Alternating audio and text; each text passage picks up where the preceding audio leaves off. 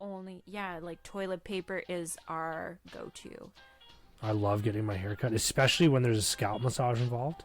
But she would say, your body is a temple and you need to take care of it. We have a lot of flexibility. Yeah, where he just ate garbage. How long was that? A year? Do this. I can't do this without Cassie and the kids enabling me to do this. I find myself encouraging myself, so I'm like, no, you can do this. Don't give up. We got lots to say.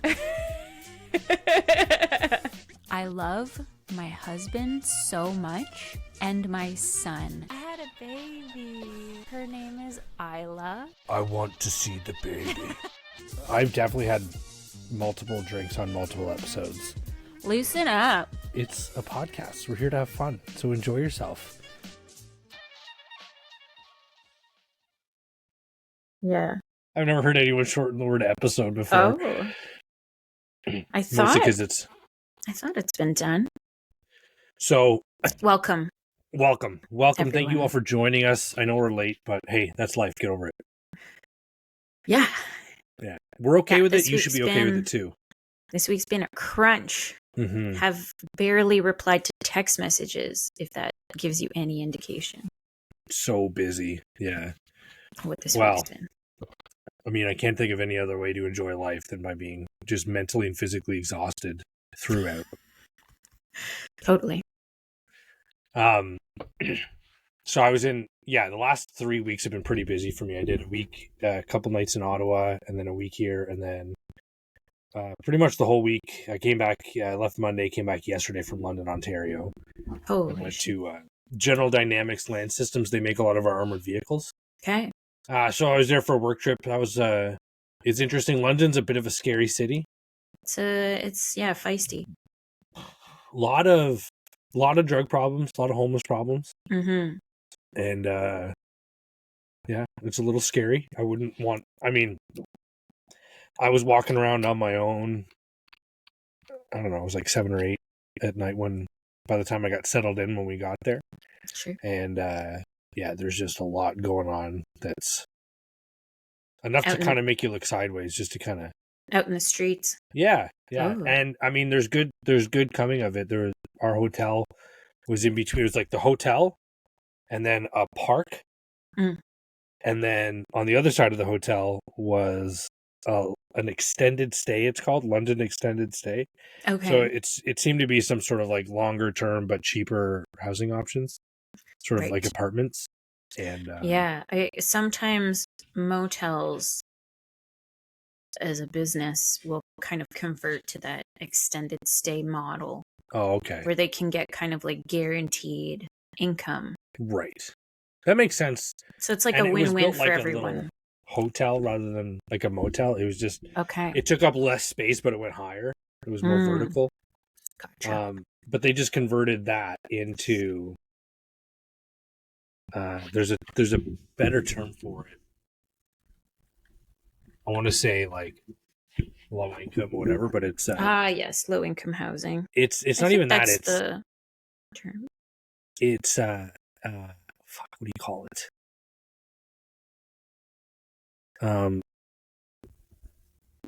Like halfway housing almost.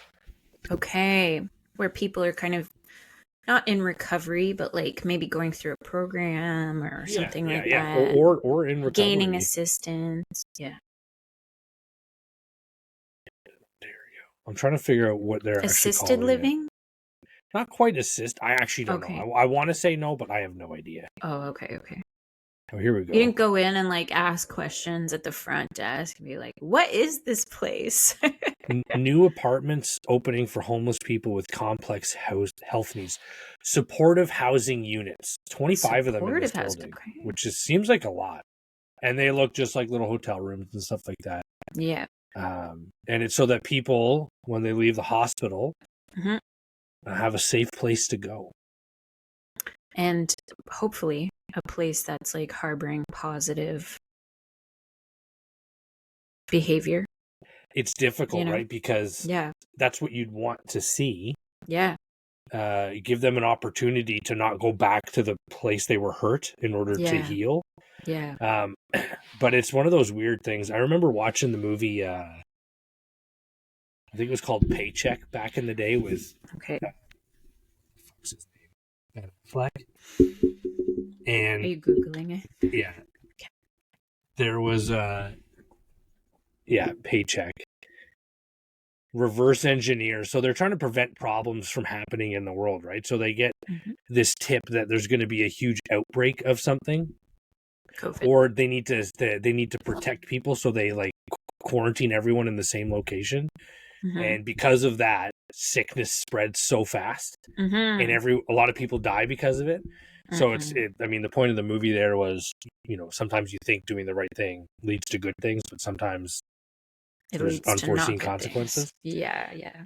And I just see this as one of those potential outcomes. The park beside the hotel. Yeah. So it goes complex health needs units, supporting supportive housing units, Yeah. hotel, park. Yeah. So they come out of the hospital, they go to the supportive housing units, which are full of other people who need help, which is great. But you're surrounded by the people that have the same problems, same proclivities as you do. Yeah. And then the park right next door is full of all the other people that you normally hang out with who aren't in the supportive housing unit. So it's like, how do you really Who detach? haven't gotten help, who haven't, or haven't needed hospitalization, and so haven't been directed down that road. The path of healing. Yeah.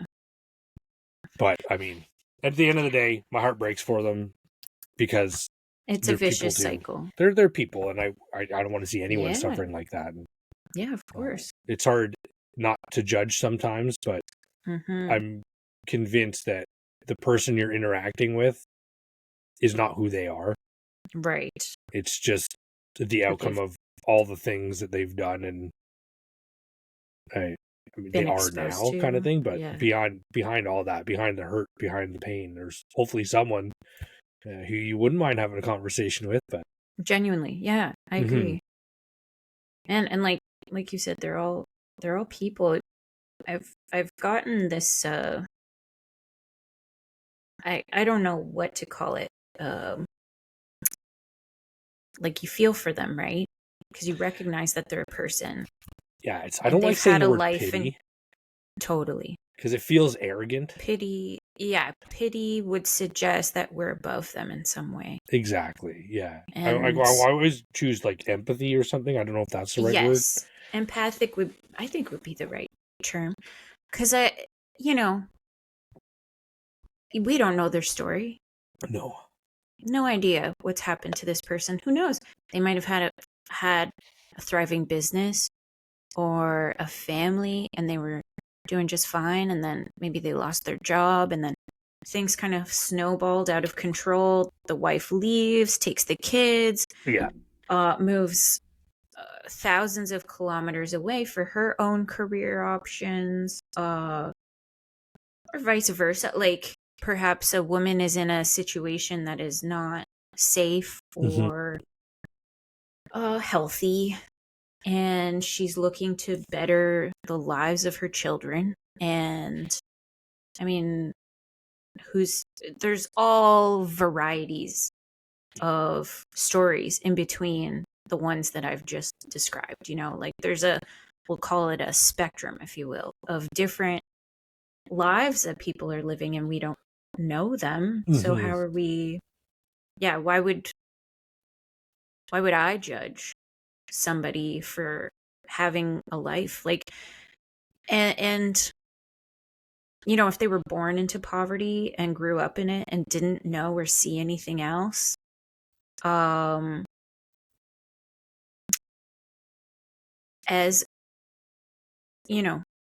as an adult, you have the opportunity to like probably step out of that.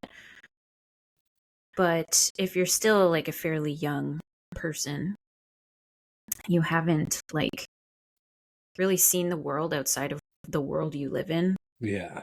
How are you to know that there's any other way of life, right, than the one that you see every day? The house that you wake up in, or supportive what did you call it? Supportive housing unit. Yeah, housing unit. sorry. Yeah. I thought you were talking about No. the people that they might have been living with, whether they were supportive or not. No, but it's well, and that too, right? That falls into there. But anyway, yeah, I don't know. I feel like even just giving somebody a smile, like I rarely have change with me. So if I see people like is it called panhandling? Sure, yeah, I think so. On the side of the street, I try and at least give them a smile or a wave and just say Like have a good acknowledge their day. existence. Yeah, like you're a person too. Yeah. We all always just like know. avoid eye contact so we don't feel uncomfortable. But yeah.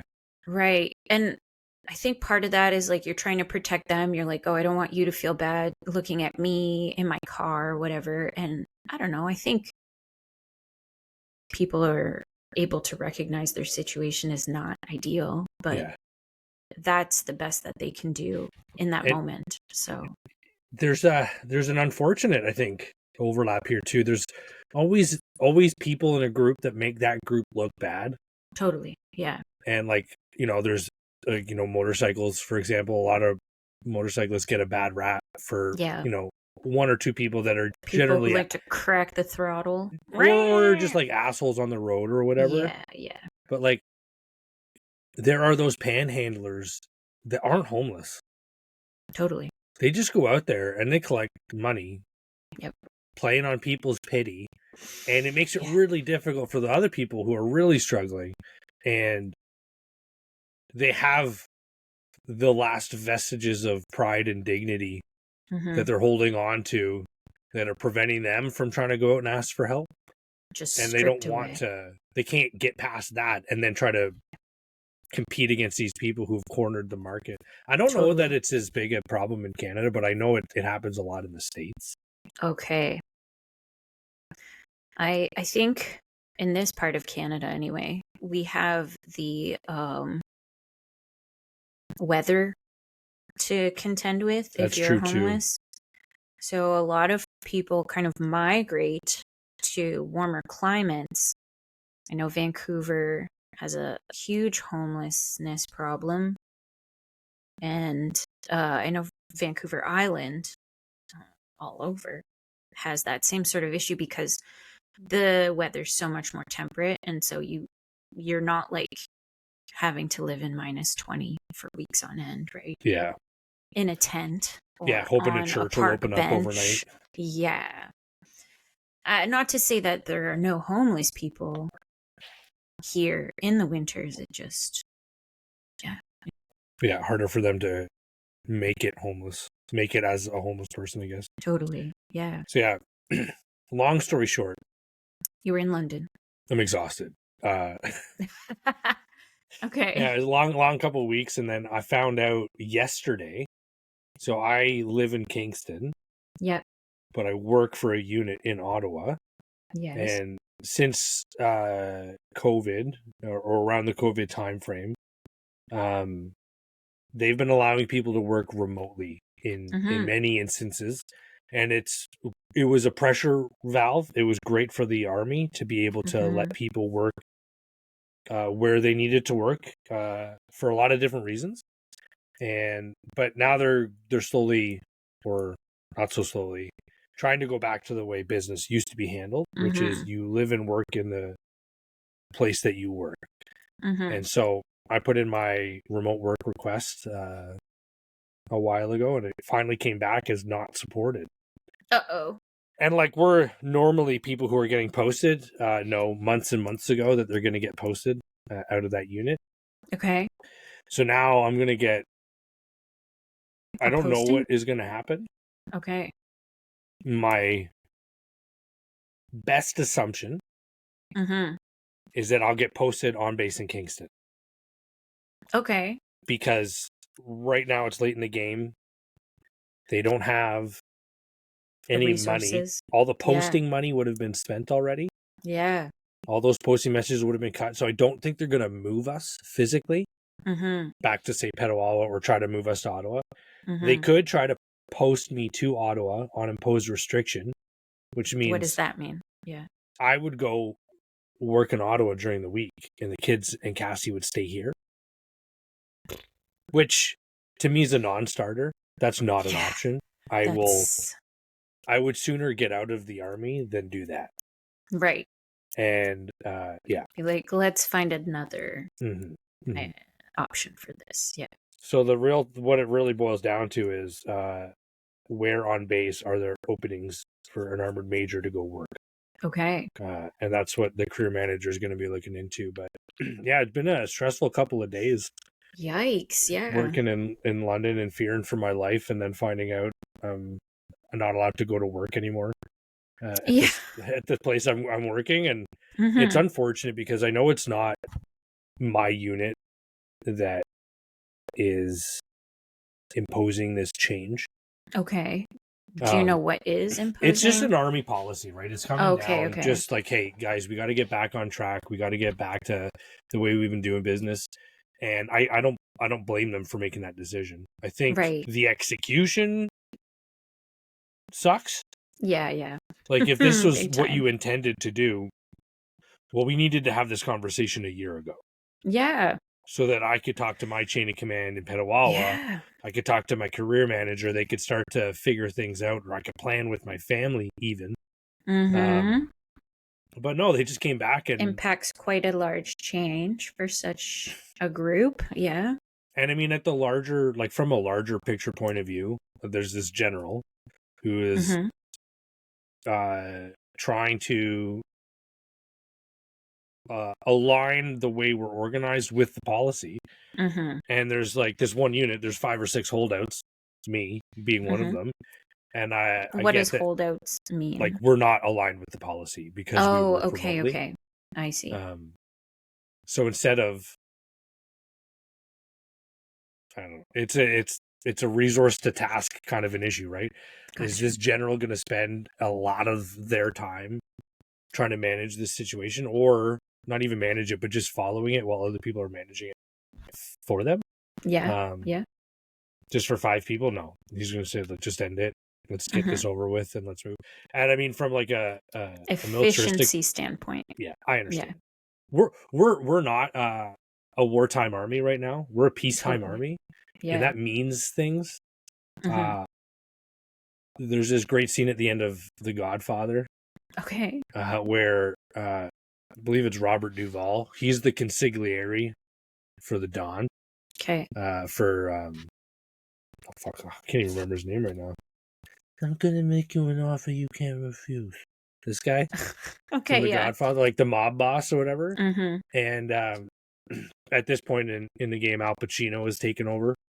Okay, and he fires his consigliere, who's his right hand man. He stays in the organization with the family, but the reason why is because he says, "You're not a wartime consigliere. We're going to war right now, and I need a different personality in that role."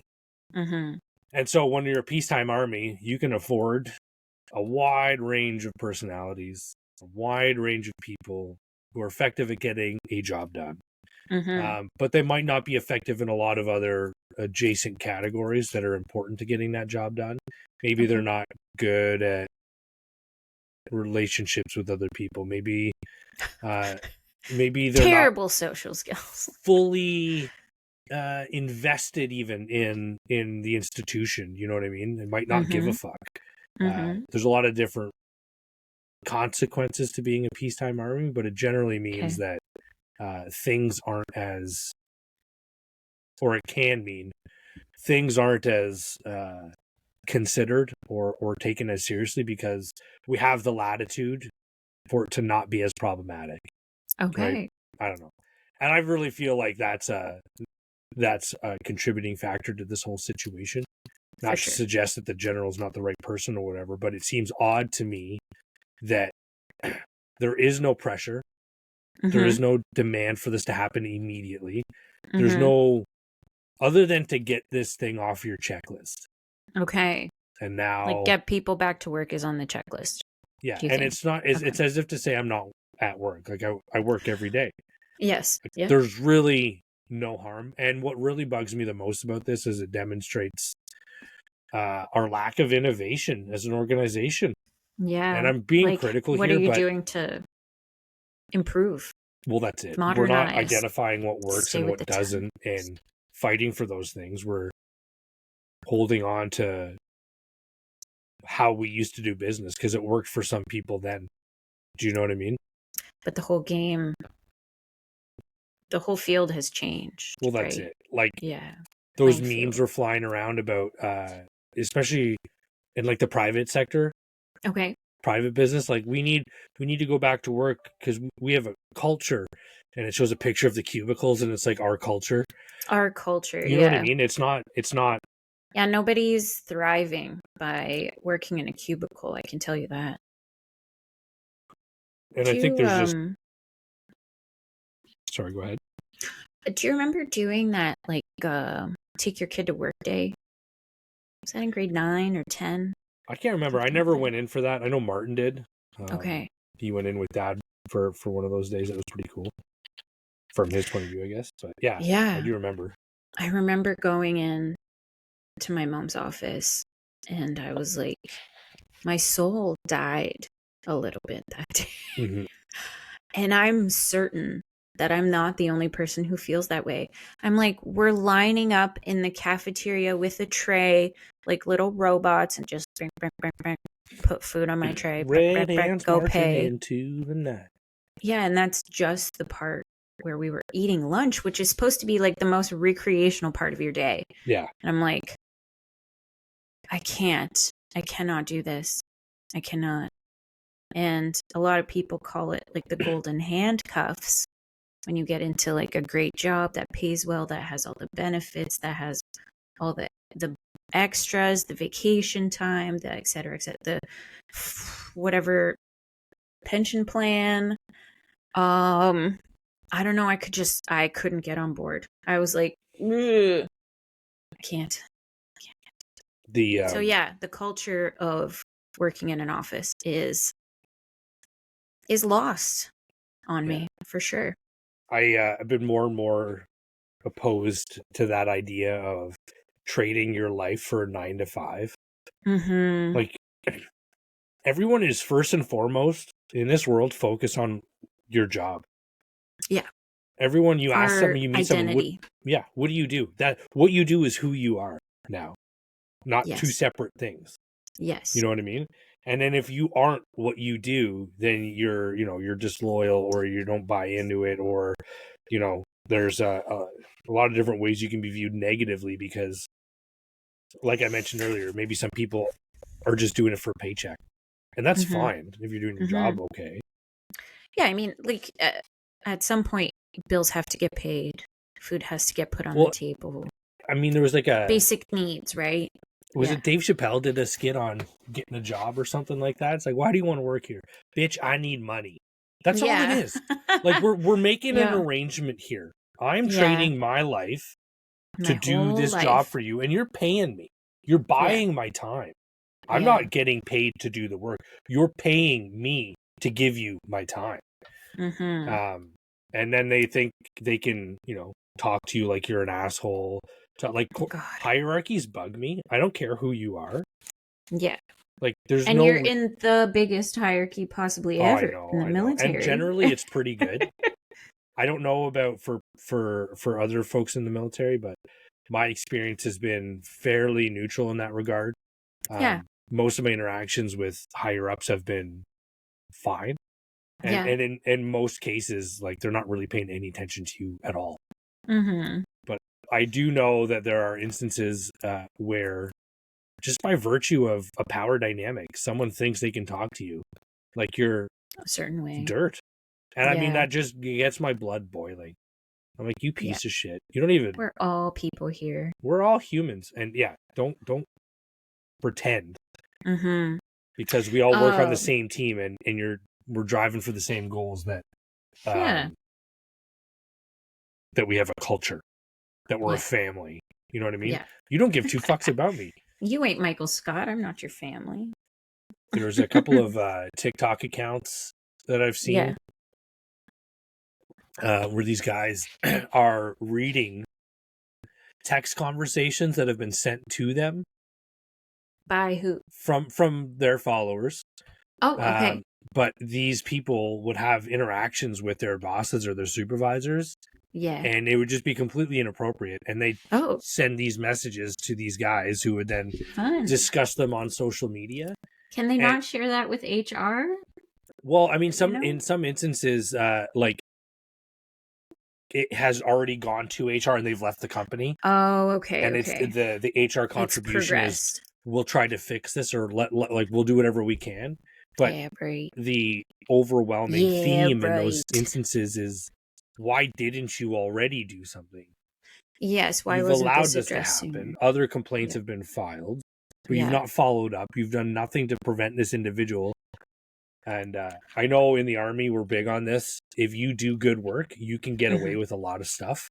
So you can be an asshole to some people, or you can say things that are inappropriate, or you can talk to people in a way that other people would normally not allow you to, because you provide results when they need them, and so you get a little bit of latitude that way. But I was gonna say the performance basis of this individual might,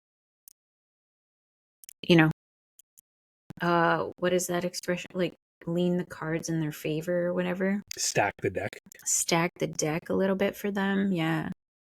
Yeah. Yeah. The interactions are always the boss coming down to the employee, either forgetting something important, like vacation that was booked. What a slap in the face for getting vacation. Even remembering it and then saying, I have to cancel it, you have to come in on these days, blah blah blah blah blah. You know what? Yeah, I have never ever accepted that. It's wild. It's wild. I don't understand. And these supervisors will go off like, hey, we're all hands on deck. Everyone knew this. This is just part of the job. Blah blah blah blah blah. Right. And I need to make this very clear for employers out there. Okay. You cannot accuse someone of doing the bare minimum in their job. Because if you accuse someone of doing the bare minimum, job. They're doing exactly what you hired them to do. Yes. You want them to do more, pay them more. And in every instance where an employee has brought this up to their employer, it was, we'll talk about it, or it's not in the cards, or like they just get blown off, right? And then only time anything ever happens is when either they threaten their boss or their supervisor with showing HR the conversation, or they quit. Yeah. And then they come back and they do this retro begging and pleading and try to get them to stay on. But I'm so proud of the people that quit, because it's the only way to send the message. The only way that it's going to get clear is that this is unacceptable and we will not tolerate it. Yeah, I will not accept this anymore. I will find somewhere else to work. And people do. Yeah, totally. It drives me up the fucking wall. Sorry, you were saying they shared text. Did anybody share a story that's worth sharing here? Or probably. I'll need to pull some up. Yeah. And do you remember the name of the account? That's what's the problem. Oh, okay.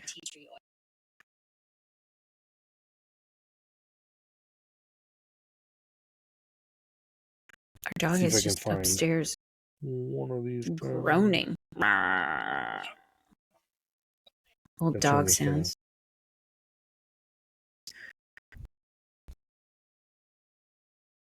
One of the things that I've seen happen, and I'm sure a lot of people have seen happen, is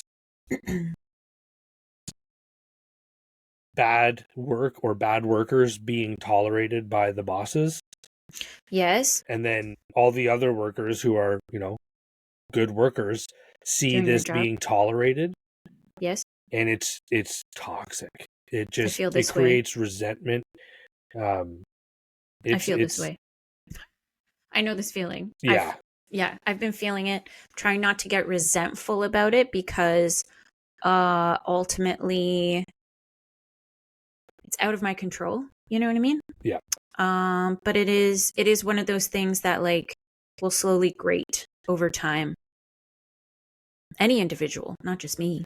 Well, that's it. Like, if you can appreciate You're it like, for are what you it is and fucking carry on, kidding that's me? fine. This person But shows up 15 minutes late every single day. consistently.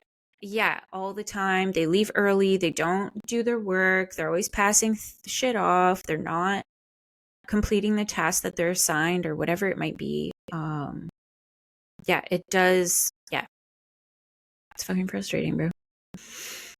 I realized that I may have subconsciously brought this up because today's Cassie's last day at work, the job she's quitting. Oh, it's today? Yeah, it's today. Shit. I thought it was next week. Oh my God. Cassie, when you hear this, congratulations. Yeah, we're proud of you. Long overdue. Mm-hmm. Long overdue. And it'd be nice for her to just have I won't say a break, because she's quitting. We all know what she's about to spend time into. with the kids this summer. Yeah, to mom full time. And that's a job. That's 2 full-time jobs right there. 2 kids, 2 full-time jobs. Well, it's one job, one title. You don't get a pay raise. It's a lateral move. Is it? Parenting's easy. You've spent weeks so with much the kids. time with my kids alone. Yeah, you know exactly what it's like. It's easy when you just ignore them. Right. Oh, speaking of ignoring them, so I've been listening to Mel Robbins' podcast. Oh, nice. And she was talking about, I should probably send this episode to you because I think you'd appreciate it very much. I actually should send it to Sean as well because we have the same parents. And so when I'm listening to this, I'm like, yep, okay. But then also I'm reflecting as a parent at this point. So I'm in this like middle ground of like, this is what I received, and then this is what I'm trying to give my kids, right? Mm-hmm. Oh, I found one. Sorry, so Mel Robbins' podcast, the episode is called, no, not that one. Where do I go to my listened? Shoot. Played. Here we go. 4 signs of emotionally immature parents and how to heal. So that was from May 15th episode. This author, wow, Dr. Gibson, amazing. She has her on as a guest and they talk through everything. Wait. Dr. Which Gibson, sorry? Dr. Gibson, hang on. Just for the show notes. Dr. Lindsay Gibson.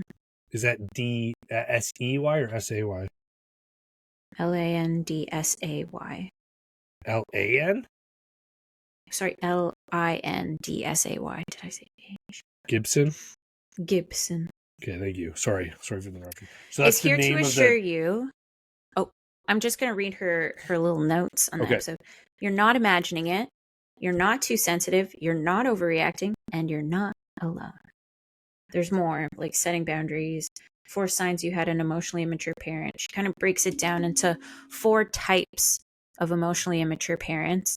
And I don't want to say I check all the boxes, but I've definitely had moments of each.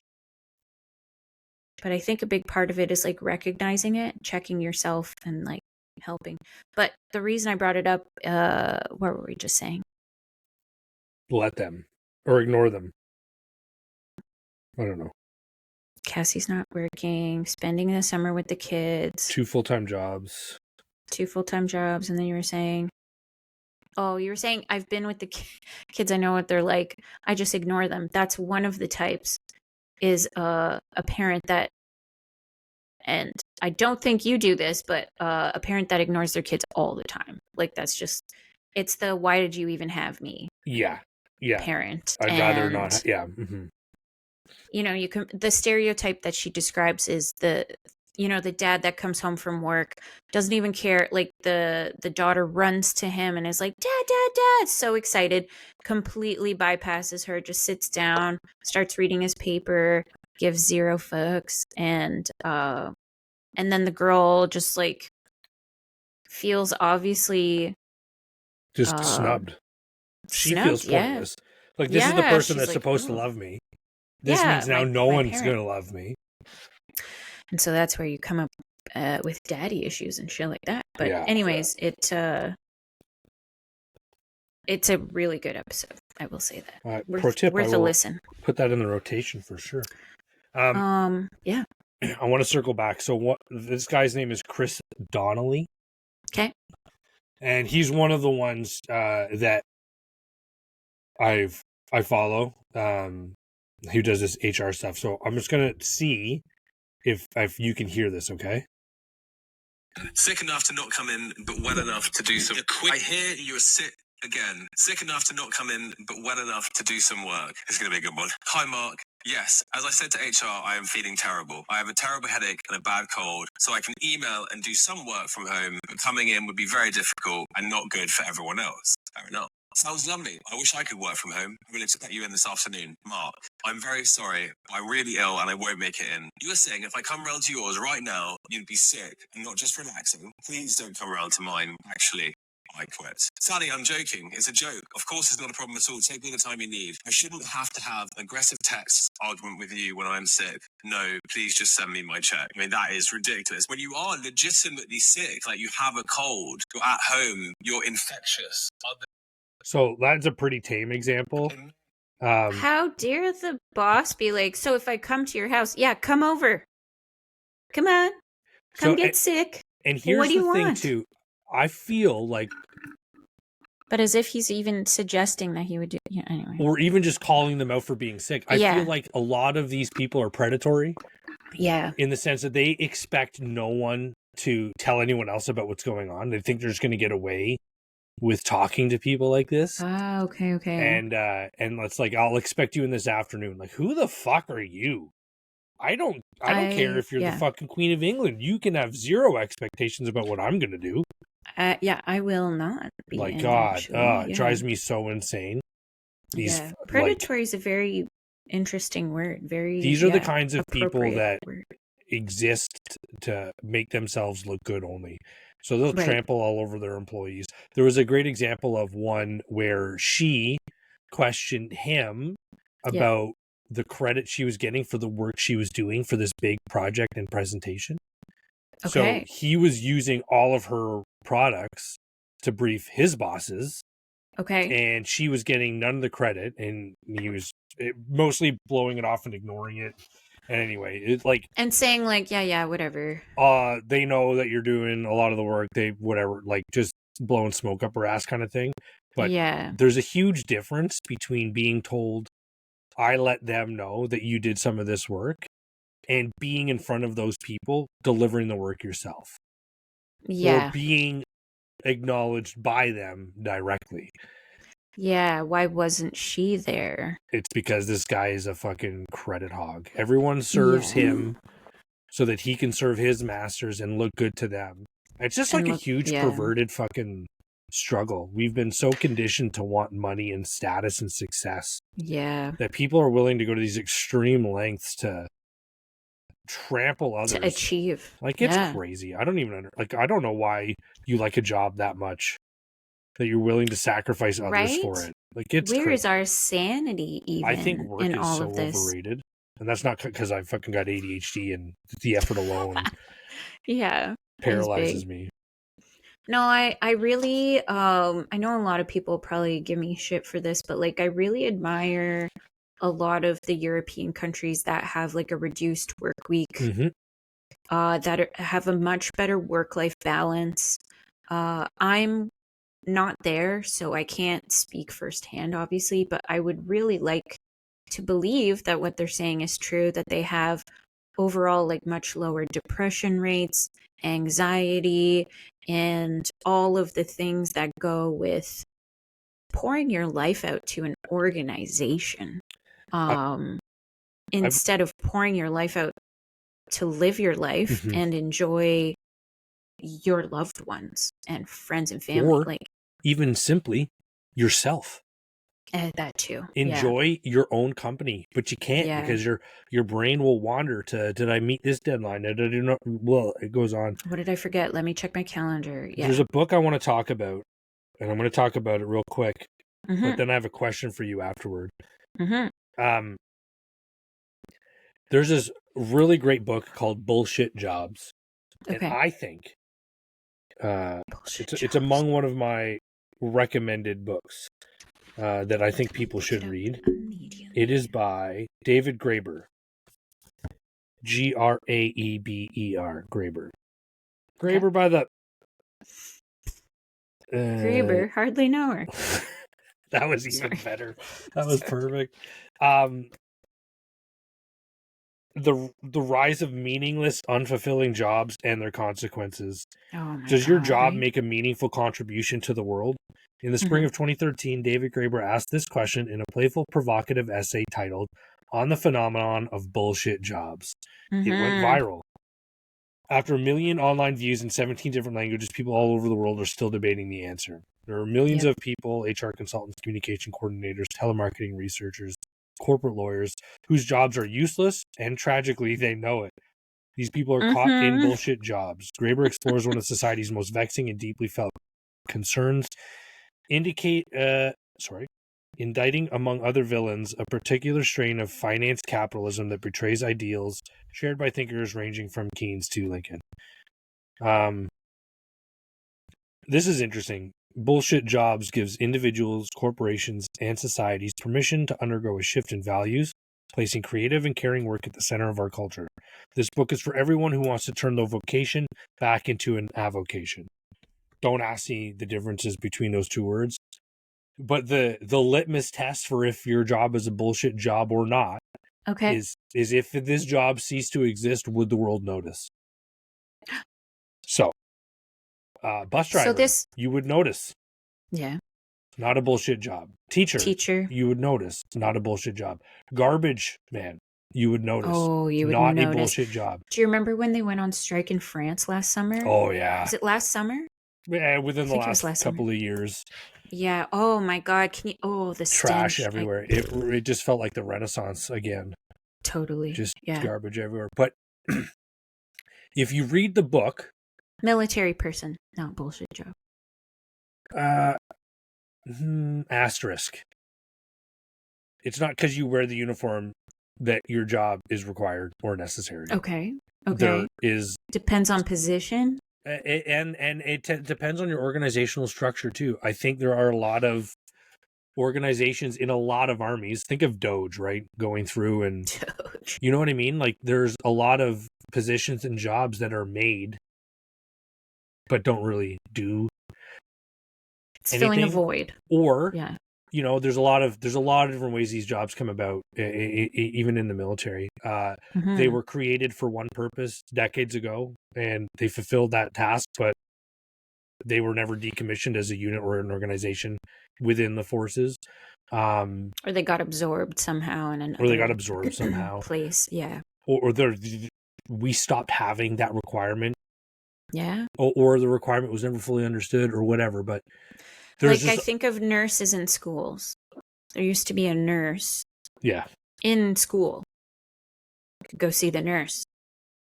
Doesn't exist anymore. Are you kidding me? Yeah, that would get a fucking family cool. doctor, my homie. Mm-hmm. Yeah. So you read the book. That would still be cool. Yeah, it would. And you recognize. You can see, like, if you had the assumption that, say, like, the place I work is not bullshit. So some of these jobs are not bullshit jobs. You can start to at least see where efficiencies can be gained in your place of employment. Okay. You can start to appreciate the contributions of some team members and others. And for me personally, it helps me steer my efforts. I don't get too involved in things anymore because I think most of it's bullshit.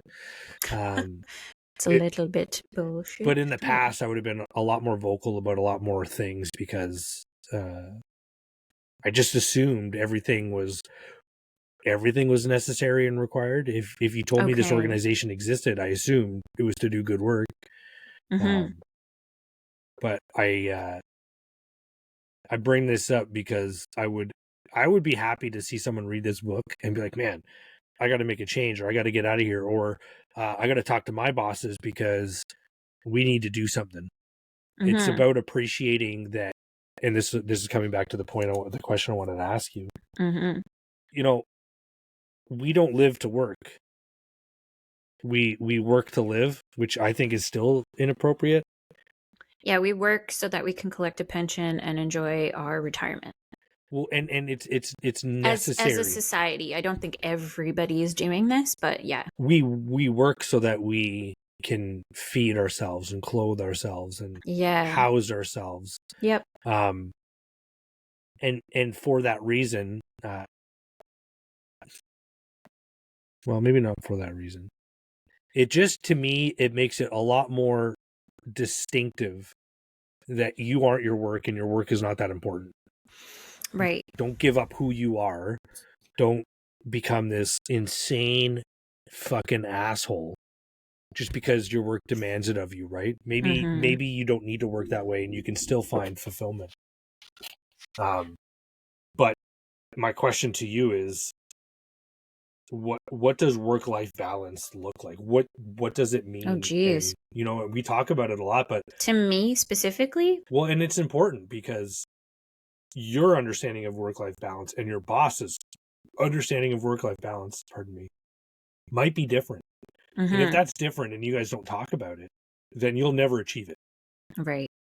So, you know, if I go up to my boss and say, hey, this is what work-life balance means to me. I'm willing to let work take priority sometimes, and I will sacrifice time with my family in order to achieve that. But generally speaking, I prefer to work a normal business day and be undisturbed after that. That is what work-life balance is to me, as an example. Yeah. Yeah. And then my boss could be like, well, no, work-life balance means you finish your work first and then you get to go, whatever, you know?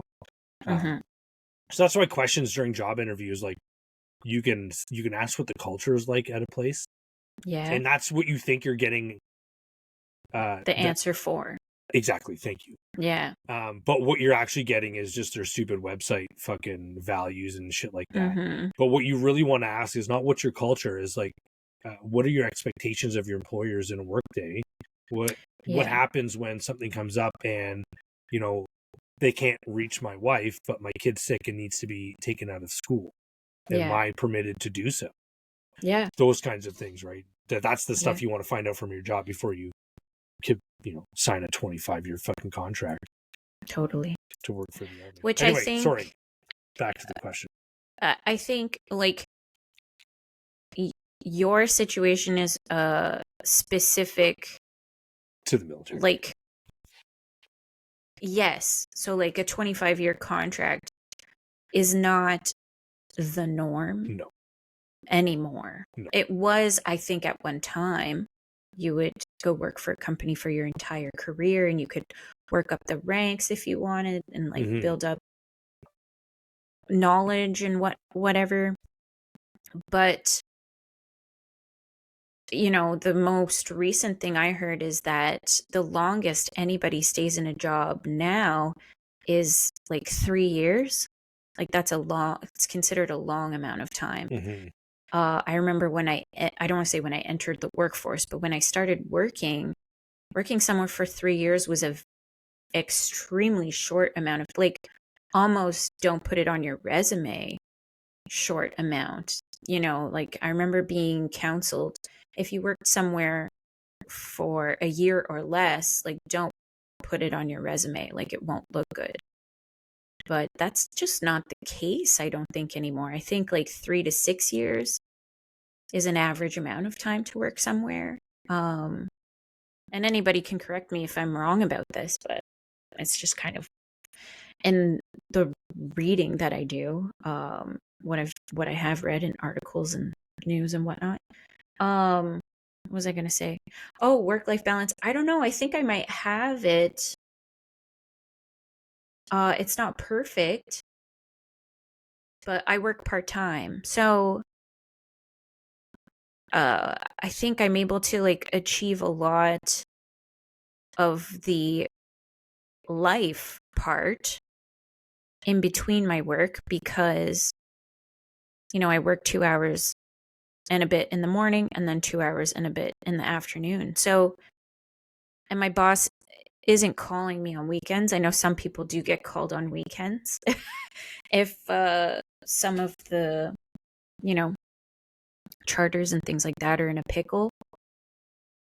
But ultimately, I'm on my own for the most part. I think it's one of the reasons that I've stuck with this job is that I'm not really being asked more than I'm able to do, right? I don't know if I'm explaining it well. They'll say, hey, are you available for, this extra run or whatever? And if I'm not, I'm not. And if I am, then I am. But I don't feel like there's extra pressure or anything like that. So my work isn't a stressful environment. Ask me that again today at 3:45 when all the kids are screaming on the bus because it's Friday. Drown them out with music. But yeah, it's not, that's also not stressful. It sometimes sends me into fight or flight because I hear kids screaming, but I'm I have to remind myself, I'm nobody's injured. They're just so excited to go home.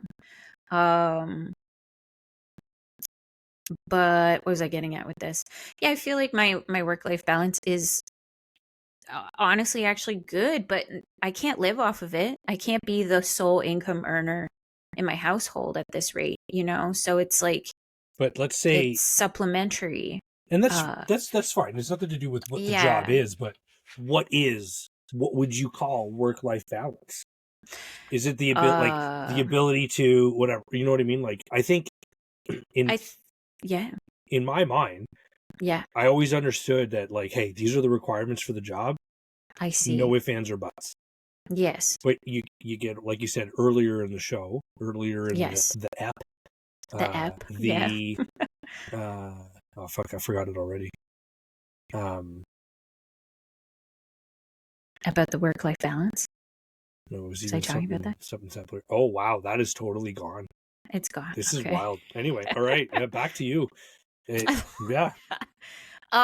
What does that look like, work-life balance? Okay. I need to spend the evenings with my kids. Honestly, I would love to be able to pick them up from school, which I technically do, and then take them home. And at the moment, because Isla's not in school, I want to spend daytime hours with her. So I feel like that's where I'm at right now. When she goes to school in the fall, I feel like work-life balance is going to be different. But yeah, I think it's evenings with the kids, definitely weekends. Having their days off with them is awesome. Not having to send them to childcare is part of that for me. There's not a lot of jobs that let you do that, so I found one that fits in that regard.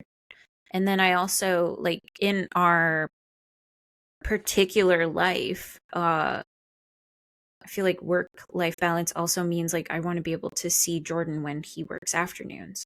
So if I'm in a 9 to 5, I wouldn't get 2 weeks of the month with him at all. Yeah, that'd be a write-off entirely. Yeah, I'd be, getting ready for work, leaving, working, coming home, having the evenings with the kids, so I get that part of it.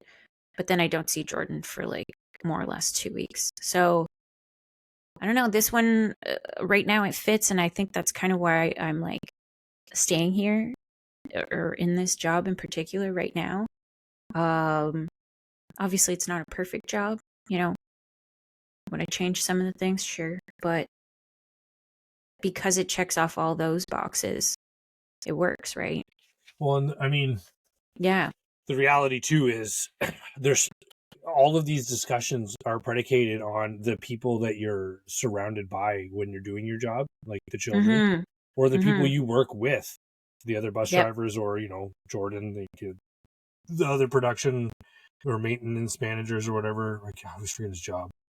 I don't even know his job title. Maintenance electrician. Okay.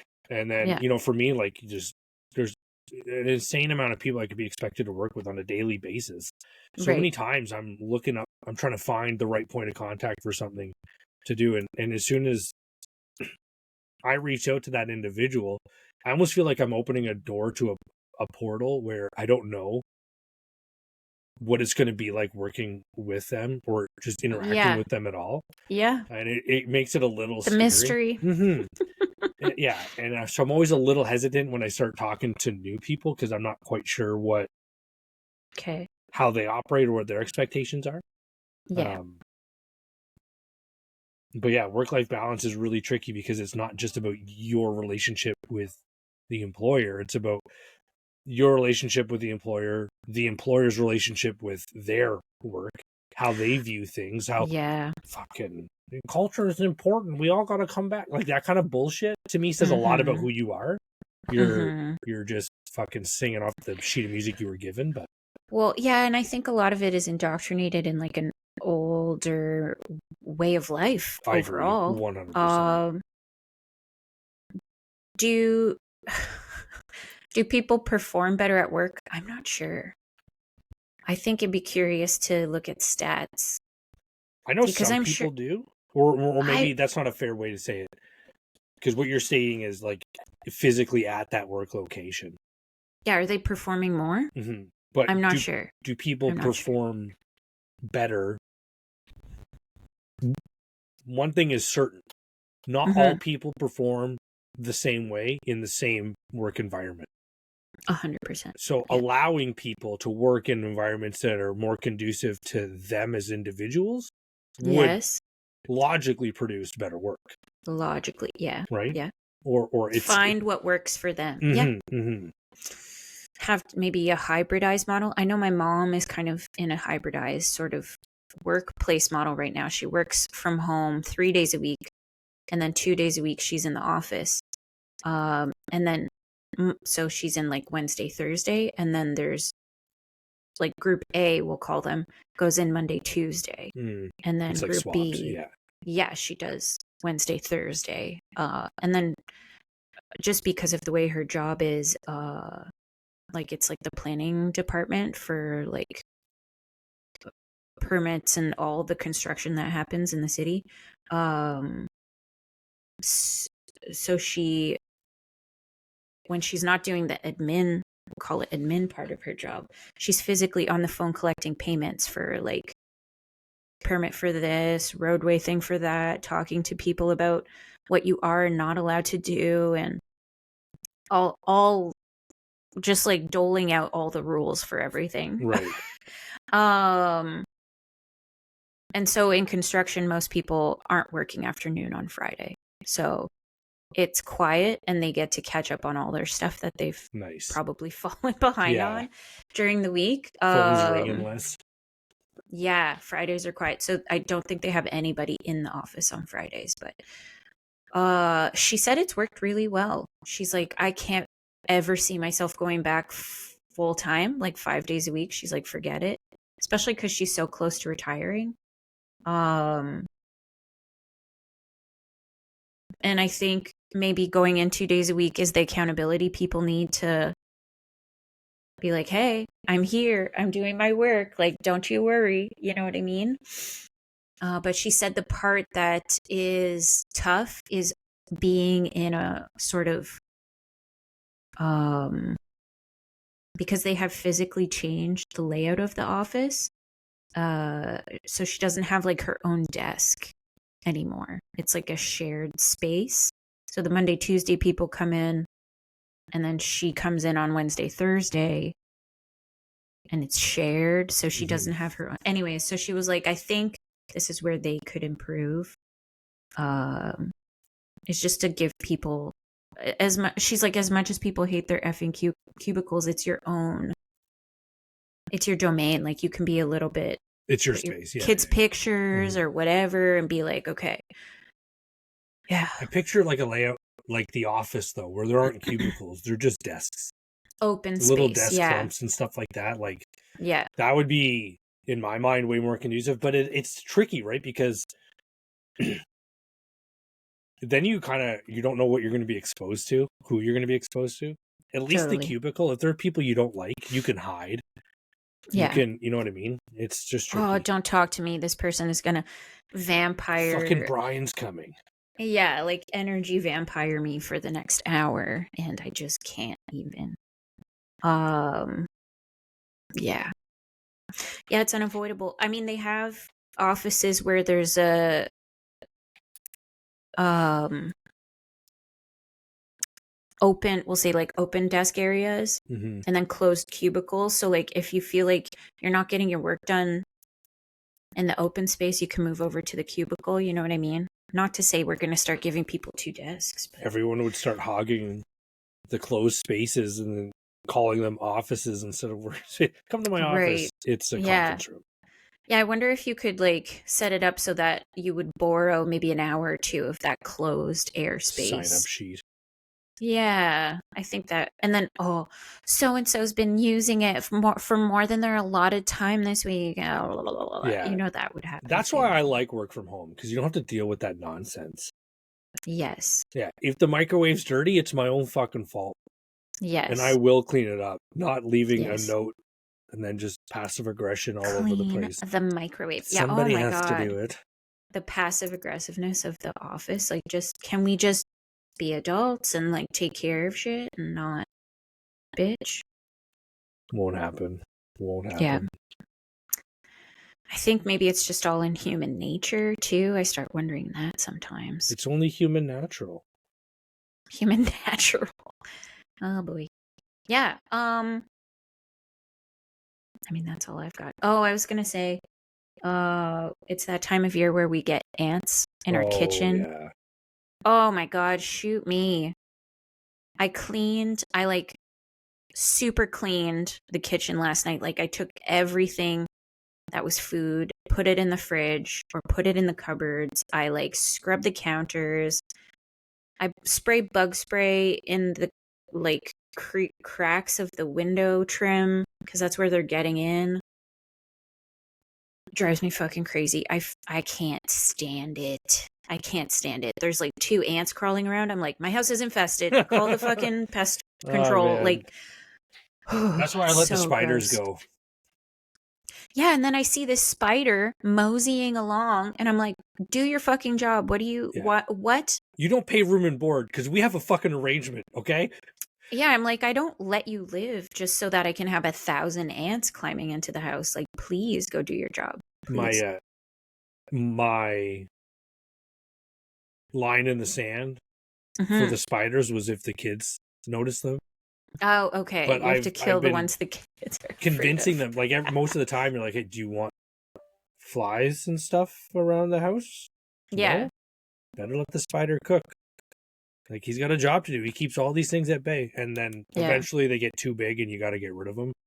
But yeah, we've had a pretty good rotation of spiders, and we've had very few. We've had a few ants, but mostly nothing.